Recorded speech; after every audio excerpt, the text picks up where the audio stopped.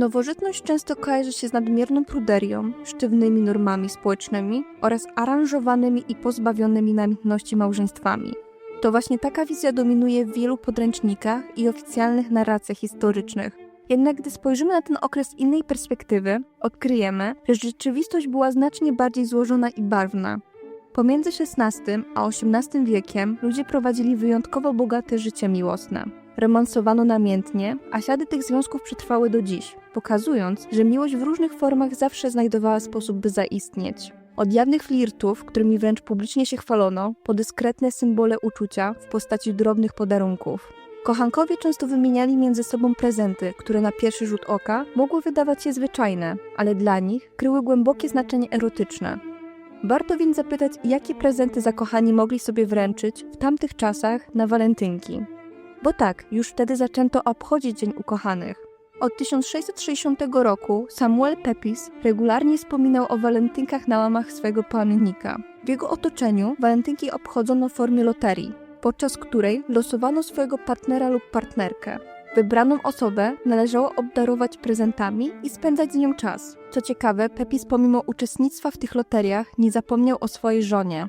W 1661 roku z okazji walentynek podarował Elżbiecie jedwabne pończochy oraz podwiązki, wyrażając w ten sposób swoje uczucia. Pisarz i jego otoczenie podchodzili do walentynek w sposób bardziej liberalny, co widać w licznych anegdotach z jego udziałem. Podczas jednych walentynek pewien mężczyzna spędził cały dzień trzymając żonę Pepisa za rękę, co Samuela jedynie rozbawiło.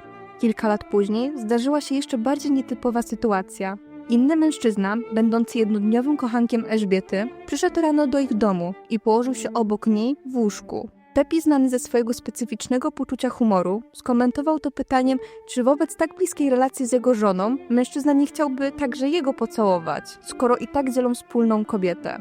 Mężczyzna jednak odmówił, a Samuel, nie przejmując się sytuacją, wyszedł z domu, by odnaleźć swoją wylosowaną kochankę. Kilka lat później pamiętnikarz znalazł się w mniej przyjemnej sytuacji związanej z walentynkami. Zmuszony był ukrywać się przed swoją byłą znajomą, gdyż nie chciał zostać jej walentynką. Tłumaczył swoje zachowanie tym, że ich relacja w ubiegłym roku uległa pogorszeniu, a wspólne spędzanie czasu mogłoby tylko pogłębić wzajemne napięcia. Wolał uniknąć niezręczności, choć taka postawa była nietypowa w kontekście jego zazwyczaj otwartego i humorystycznego podejścia do życia.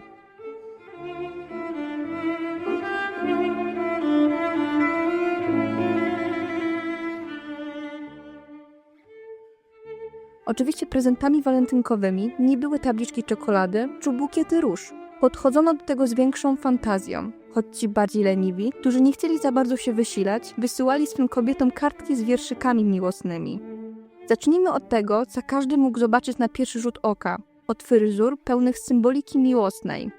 Pod koniec XVI wieku, a zwłaszcza w pierwszej połowie XVII, szczególną popularnością cieszyła się fryzura zwana lovelock albo cadenet. A skąd się wzięła ta moda? Odpowiedź nie jest prosta, bo jak to bywa z trendami, wiele osób chciało przypisać sobie jej początek. Romantyczni Francuzi uważali, że to oni ją wylansowali. Według słownika z 1777 roku twórcą fryzury był niejaki Henryk d'Albert, znany pod nazwiskiem cadenet. Jednak w tę teorię można powątpiewać, gdyż fryzura była popularna zanim Henryk zyskał rozgłos. Inna teoria głosi, że moda ta powędrowała z Hiszpanii za sprawą królowej Anny Austriaczki, żony Ludwika XIII. Co miałoby jakiś sens, to przecież w Hiszpanii powstała pieśń, w której wspomina się o kosmyku włosów, co było utożsamiane z jedną z pierwszych wzmianek o cadenet. W 1584 roku Jan od Krzyża w pieśni duchowej pisał: ten jeden włos trzepoczący na mojej szyi, patrzyłeś na niego i oczarował cię. Jednak według Anglików to oni stworzyli modę na lovelock. Podobno zainspirowali się Indianami albo królem Danii Krystianem IV. Z Danii do Anglii modę miała przywieźć żona Jakuba I, Anna Duńska. Według Royal Collection król cierpiał na chorobę zwaną kołtunem polskim.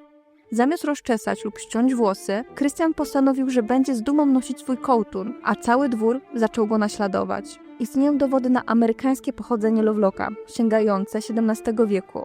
Fryzura ta była utożsamiana z plemionami Powatanów, którzy zamieszkiwali tereny dzisiejszej Virginii, co potwierdza, że mogła mieć swoje korzenie w Ameryce Północnej.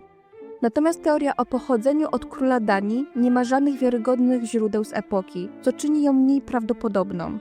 Jeszcze mniej wiarygodna jest wersja, według której to Henrietta Maria, żona Karola I, miała przywieźć modę na dwór angielski z Francji. Problem w tym, że ta specyficzna fryzura była noszona już na długo przed jej przyjazdem na Wyspy Brytyjskie. A więc czym właściwie był Lovelock lub Cadenet? Według często przytaczanego Foutier to długi kosmyk włosów, który dawniej pozostawiano, by rósł po lewej stronie, podczas gdy pozostałe włosy były krótko przycięte. Moda na Cadenet była popularna przez bardzo długi czas.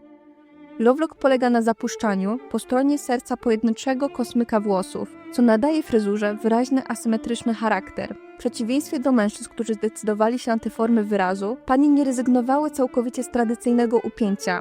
Zamiast długotrwałego zapuszczania, rozpuszczały jedynie kosmyk starannie ułożonych włosów. Fryzura ta była jednak głównie domeną mężczyzn, gdyż jej utrzymanie wymagało większego poświęcenia i zaangażowania. Niemniej jednak niektóre kobiety również podążały za modowym trendem, co uważano za bardzo zalotne z ich strony. W epoce, gdy kobiece włosy publicznie zawsze były starannie związane, rozpuszczony kosmyk stanowił dyskretny sygnał otwartości na romans.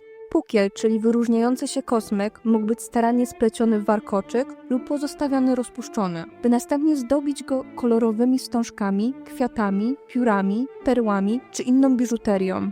Takie ozdoby podkreślały indywidualny charakter fryzury oraz jego funkcję jako subtelnego wyznacznika przynależności uczuciowej. Głównym zamysłem Lovelocka było pokazanie, że czyjeś serce już jest zajęte. O tym, przez kogo, wiedzieli tylko zakochani. Była to bowiem dworska zabawa miłosna z subtelnym sygnałem dla potencjalnych adoratorów. Historycznie rzecz biorąc, uważano, że fryzura może stanowić pozostałość po średniowiecznych zwyczajach związanych z miłością dworną i pewną zabawą znudzonej arystokracji w rycerzy.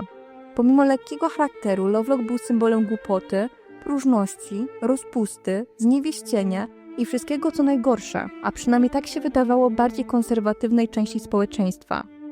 W komedii francuskiej Szyderca, czyli satyra czasu, autor uważa, że Cadenet noszone były przez próżnych modnisiów, którzy zbyt bardzo próbowali się przypodobać kobietom. Ci piękni firsykowie z kręconymi włosami i wąsami rozpalają krew swoimi Cadenet, złotem, piórami i błyskotkami, nadając im te fałszywe miana pięknych i dzielnych. To właśnie przyciąga dziewczęta, które głupio oceniają książkę po okładce.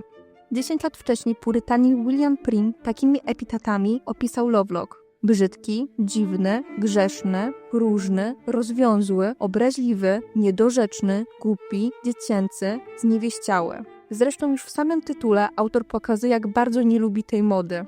Niestosowny i niezgodny z prawem chrześcijańskim.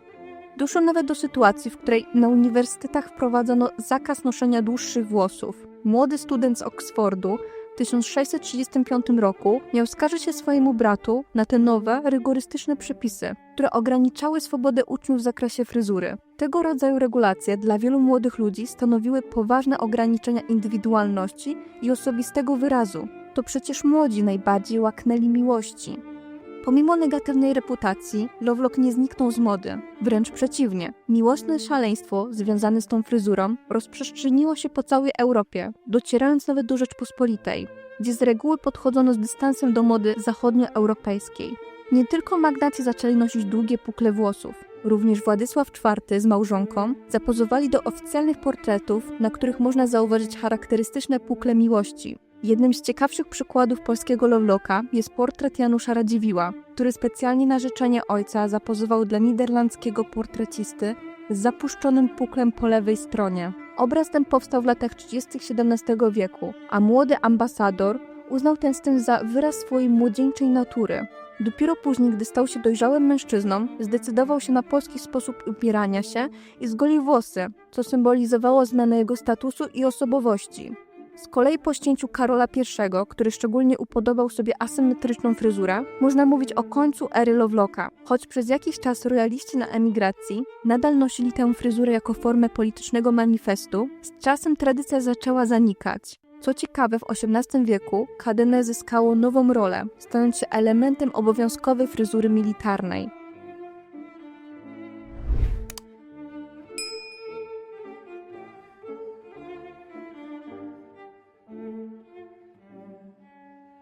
Kończąc już wątek Lovelocka, chciałabym zaprezentować jeszcze jeden portret angielskiej arystokratki z 1624 roku.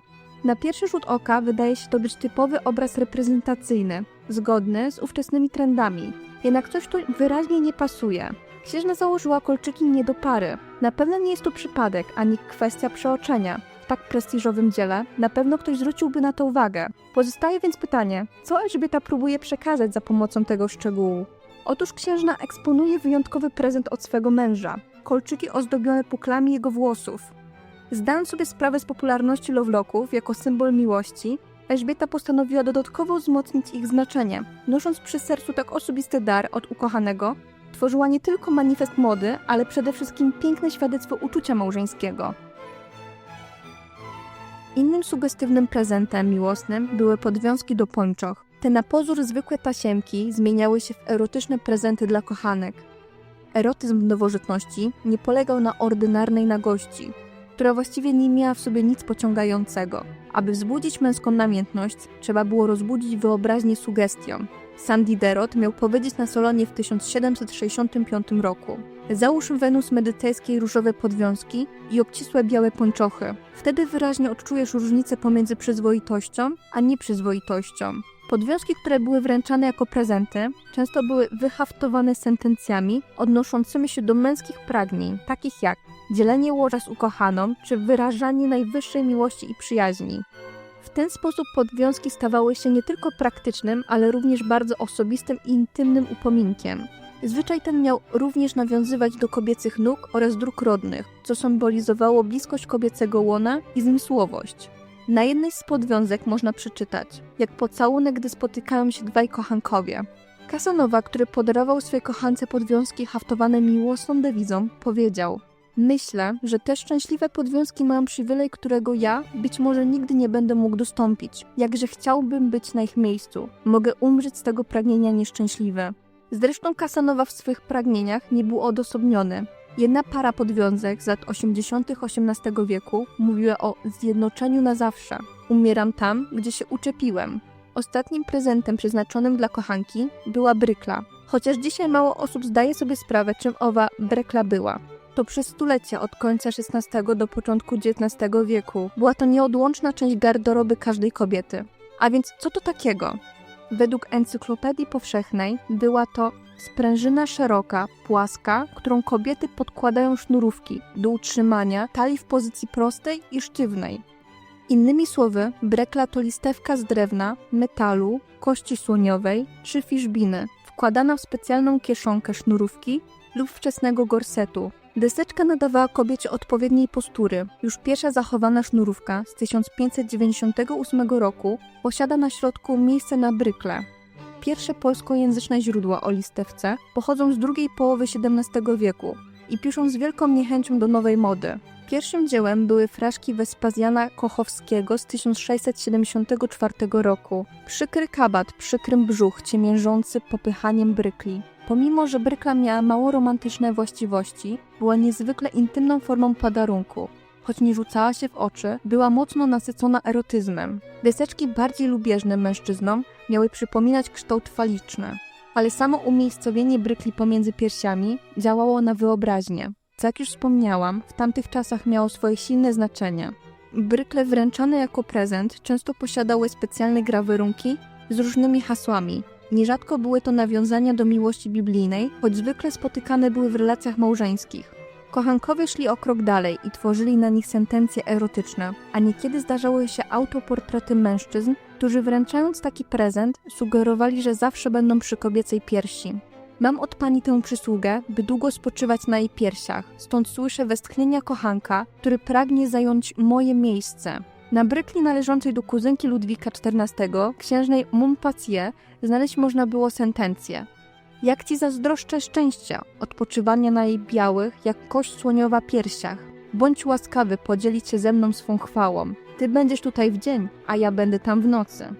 O tyle jest to ciekawe, że można dokładnie określić mężczyznę, który podarował tę brykle. Był to jej potajemny, a jednocześnie nieszczęśliwy małżonek, książę Lozyn. Z powodu ich znajomości mężczyzna przez 10 lat przebywał w areszcie. Aby go ratować, księżna oddała królowi swoje najbardziej dochodowe ziemie, księstwo Dombes i hrabstwo U. Król z kolei przekazał tytuły swojemu ulubionemu synowi, Ludwikowi Augustowi. To miało przekonać Ludwika XIV, aby uwolnił więźnia. Niestety nawet po jego uwolnieniu nie byli szczęśliwi. Księżna znalazła się w bardzo toksycznej relacji, gdzie była wykorzystywana. W rzadkiej kobiecej perspektywie angielska poetka w swym wierszu pisała: moje ciało w Bryklę się zmieniło, gdzie wciąż strzegę świętego skarbu i drzwi świątyni miłości. Kobiety w ramach rewanżu za otrzymanie brykli dawały swoim ukochanym wstążki. I to nie byle jakie. Były to tasiemki, którymi należało związać brykle w kieszonce, aby podczas codziennych aktywności nie wyszła z miejsca. W mniej oficjalnej wersji ta tasiemka miała przypominać żeńskie genitalia. Swoją drogą, dzisiejsze wstążki przy biustonoszach to tak naprawdę pozostałości po tych tasiemkach, które miały utrzymać deseczki na miejscu. Mężczyźni z kolei ozdabiali tymi kokardkami swe kapelusze, kaftany, a nawet wiązali je na nadgarstkach lub innych widocznych miejscach, aby pokazać wszystkim swoje romantyczne podboje i wzbudzić zazdrość wśród innych mężczyzn. Sam Król Słońca miał oszaleć na punkcie swojej najmłodszej kochanki, Madame de Fontour, i nosił w widocznych miejscach kokardki pod kolor jej sukni, choć w tym wypadku raczej nie były to wstążki z brykli, ale miały podobną funkcję.